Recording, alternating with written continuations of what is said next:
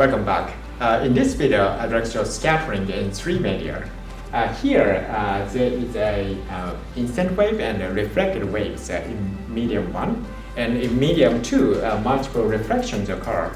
And in medium 3, there are transmitted waves. The reflection of the system is the summation of all partially reflected waves. So R13 tilde has a form of equation 1. And similarly, transmission coefficient is the summation of all partially transmitted waves. So T13 tilde has a form of equation 2. Both are for propagation waves. When Kz is expressed by I kappa z, so the forms are for evanescent waves. So three media scattering is important for Casimir force investigations. That's all. See you later.